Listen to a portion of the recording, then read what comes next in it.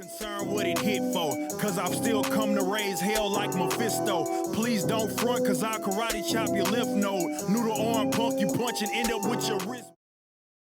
Welcome to 3 Count Commentaries. Now, several weeks ago, I was asked to weigh in on the debate about celebrities and pro wrestling. How this came about was apparently when the Rosario Dawson thing happened in AEW, people thought it was stupid. They started attacking AEW for it. And then it became, of course, a flame war where WWE uses celebrities bad, AEW uses celebrities good. And it became does celebrities even, should they even be in wrestling?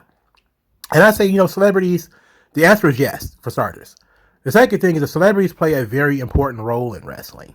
And so instead of just weighing in and saying, I like the Rosario Dawson thing, or no, I hated the Rosario Dawson thing, I decided to take it to the next level and tell you why celebrities are important to the wrestling business. So this is going to require me to do three things. First, to give some background on people's perceptions of the wrestling business. The second is, to talk about celebrities and what they can bring. And the third is to meld the two. So the first thing is, I don't know if anybody's ever read Guy Evans' book, Nitro. It doesn't talk about necessarily the creative part of WCW, but about the internal strife of Turner Broadcasting. Specifically, it talks a lot about how the corporate America viewed wrestling, specifically wrestling fans. So a little background. Ted Turner bought Jim Crockett Promotions in 1988. He spent $9 million on it. He ran the Saturday night shows, a couple of other shows, WCW shows. And then in 1995, he decided to switch WCW from TBS to TNT. The problem started immediately. Why? Because WCW's demographics, quote unquote, repelled advertisers. Why? There was a stigma against pro wrestling as it appealed to lower income, lower educated, and lower sophisticated crowds in comparison to what they wanted for the brand of TNT. So inside of Turner, TNT had a reputation for being for upscale couples. There's a quality-driven programming with blue chip sports, but Ted Turner wanted to blend WCW and the NBA. He wanted there to be cross-pollination between the two. And Turner Ad Sales, which is a different organization, which we'll get into in a second, they wanted nothing to do with this. Now, Ted Turner is the boss. They can't tell him no. But they routinely was trying to get him to drop WCW, or at least to get it off TNT. Ted Turner, of course, loved wrestling. This is a kind of a story. Some people say it's a fable that, Ted really loved wrestling, but the accountants and a lot of other people in the book would talk about how a lot of the young business people in Turner will often go to Ted and say, WCW is a problem. We can't sell ads on this show because it repels advertisers. It was considered too lowbrow, but Ted liked that it got good ratings and that it was cheap programming. There's even stories in the book about Ted Turner going to advertisers, specifically American Express, and he would try to get them to advertise on WCW. And they would say, absolutely not. It's too downscale. It's too lowbrow. We don't want anything to do with it. Ted Turner, according to this tale, goes in his wallet, pulls out an American Express card and slides it across the table and says, I'm a billionaire. I watch WCW and I use your product and you want advertised on mine. I have a problem with that. The point of this is to show you people how hard it is to change perception of wrestling fans, right? This is one of the hardest things in the world. You really get a real good appreciation for what Vince McMahon did by changing wrestling from sports entertainment, to sports entertainment rather, from pro wrestling. You get a real good sense of what that meant when you read this book. And they talk about how difficult it was, that despite TNT getting high ratings because of Nitro, nobody wanted it on the network. Bill Burke, who was a I forget what his actual role is. He's talked about how, he tried to change perception of WCW. They would go into the parking lots and take pictures of people's cars and say, these people watch WCW. He would go to college campuses and he would do surveys to see how many students on college campuses watch WCW. And then he would go to advertisers and say, hey, we got X amount of college students watching WCW. None of it worked. So Eric Bischoff, he talked about how difficult it was. He said that wrestling falls in this unknown space where it's scripted, but it's not scripted. It's a sport, but it's not a sport. It has character development like a drama, but it's also, again, not completely scripted. So some people could appreciate that, but other people cannot. Now, the difference between WCW and what I'm talking about here is WCW had Turner Ad Sales, which is a different organization that was within Ted Turner's company. They were based in New York. WCW was based in Atlanta. And there was very little communication between the two. But the biggest problem with WCW is they could not monetize that audience. They had a very, very difficult time monetizing the audience. Wild thing is, once they actually got advertisers that would actually listen, you would then find out that wrestling as a product skews heavily male, but then the advertiser wanted the female audience. And wrestling didn't work with females. So you started seeing like all of these different problems that comes primarily with the people who consume pro wrestling. It was a big problem. So how do you fix that problem? How do you change that perception? You change that perception through getting upscale people involved. And who is more upscale than the average celebrity? So you get these people who are known to people across the nation. Sometimes people actually know them and love them. And they are the ones who are blessing your product by saying your product is cool. They're doing commercials for it, even if they're just involved. Think about how successful Cyndi Lauper was at, her run to WrestleMania. The angle with her, Wendy Richter, Roddy Piper, the Fabulous Moolah, all of that drew a huge number on television. And it only happened because Cyndi Lauper was involved. Mike Tyson at WrestleMania 14, when he got involved with Shawn Michaels and Stone Cold Steve Austin. Huge. That is very, very important. Celebrities make people think things are cool. This is what they get paid to do on Instagram. If you've ever seen a celebrity wearing a t-shirt or drinking out of a water bottle or anything, they are paid influencers. That's what they do. Vince knew about this long beforehand because he had seen it with Andy Kaufman in Memphis, right? He had already seen it. These people are influencers. They can bring in upper crust people. They can bring in people of a higher caste and make other people believe that wrestling is fun and cool. This is what WCW was trying to do during their early days. This, of course, when they brought in Dennis Rodman and Jay Leno and all that kind of stuff later. It wasn't just to grab the headlines. It was to show advertisers that what you are doing can be perceived as cool by rich people. That's the point. That's why celebrities have to be in wrestling.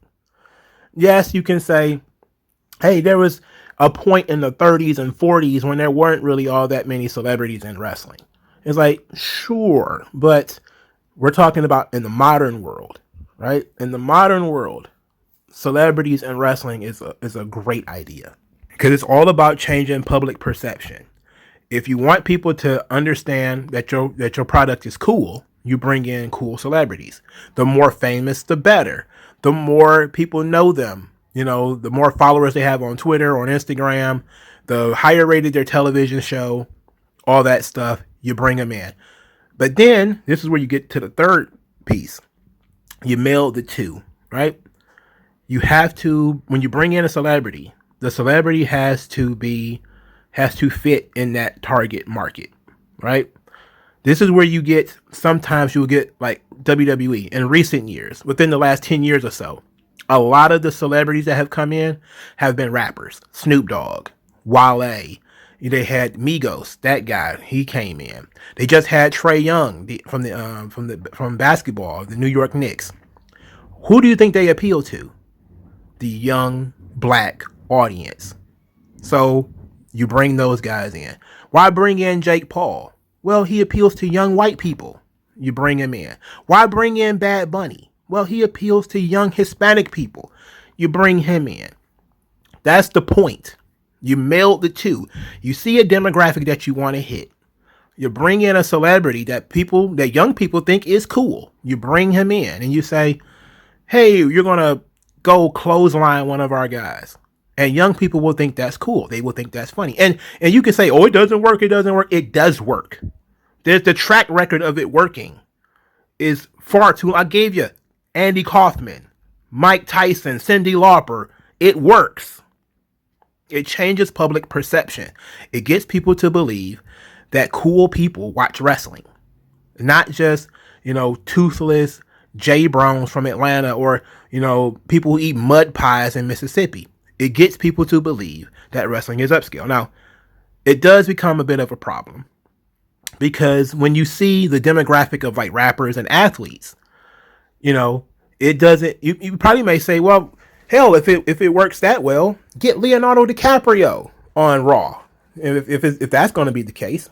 But Leonardo DiCaprio isn't going to hit the demographic. For starters, he's not going to be interested. Part of what makes the rappers and the athletes, partly what make that works is the fact that they likely grew up watching wrestling. Like if you see Mike Tyson, right? Mike Tyson was a huge wrestling fan as a kid. So of course he wants to be involved with wrestling. The Migos, Bad Bunny, of course they grew up watching wrestling. They love it. Of course they want to be spokesmen for it. Now it's not going to be the same when you talk about high-end celebrities like Al Pacino. Which Al Pacino's not about to come in and do a wrestling angle. Mickey Rourke was in a wrestling movie and didn't want to do the wrestling angle, right? So you have to make sure that the celebrities that you do use are going to be people who not only the demographic think is cool, but who also want to be there. Otherwise, it's not going to work. Now, in recent years, you also started to see a lot of crossover. You would see like the guys from, what was that TV show, that USA TV show, and they hosted Raw one time. I think the best one would be the most recent, Rosario Dawson, right? Rosario Dawson was on Dynamite because she has a show on TNT, the Go Big Show. She's, co-host with Cody Rhodes. So that's a good way to bring celebrities in. If you're co-branding, then sure, bring them in. If you have a show on the network, okay, cool. You want the wrestling audience, you're trying to tap into that audience to go to your movie, sure, come and do the wrestling thing. Stephen Amell ended up finding a whole new career because he got involved in wrestling. All he did was show up at a wrestling show while he was doing Arrow, and now he's got he's got a wrestling show, Heels, on television. It's not a question of whether celebrities should be there or not. It's a question of how you should use them, right? Celebrities play a very, very, very important role in what wrestling is now, because corporate America, even today, still hates wrestling fans. This is also why it does not make sense for wrestling fans to be very elitist. That's what pissed me off a lot about the Tony Khan stuff, where he talked, not really Tony Khan, because I'm not going to put that on him. I'm going to put it on Meltzer, who says that WWE's audience is poor and Mexican and all that kind of stuff, right? Because he knows what that perception, he knows what that means. He's been around long enough to know that if you go out here and you are calling yourself a trade magazine for the wrestling business, and you're telling the advertisers to WWE or to some other wrestling product that their audience are a bunch of broke Mexicans, then you're making it very difficult for them to grow. You don't want to do that. You want to try to help change, and I'm not saying cover it up. WWE can't cover who, people know via the numbers who was watching this product. They can do it down to the granular detail. But they don't need the trade magazine saying, oh yeah, it's a bunch of dumb poor Mexicans. Because guess what? The NBA, mostly poor black people. So if you're thinking that, oh, we need to do something to get all the rich folks, it's like, no, because the NBA smartly knows that the sport reaches beyond the lower income black and white demographic. It reaches way beyond that, and they know that, but that's their core audience. The core audience of the NBA is reflected in how they took up all the social programs. When they started doing Black Lives Matter, when the NFL started doing football is gay, end racism, all that stuff was because they already know that their demographic is their core audience are blacks and Hispanics and gays and stuff like that. They already know that. Also, why WWE does the Black Lives Matter and all that kind of stuff with the wrestlers. There's a reason why these things happen. All you have to do is look at them. And celebrities add to the wrestling business a lot more than they take away. So, there that go. Let me know what you guys think in the comment section below. Like this video, share this video, subscribe to the channel, donate to the channel. Thank you guys for your time, and I'll talk to you guys later, man. Peace.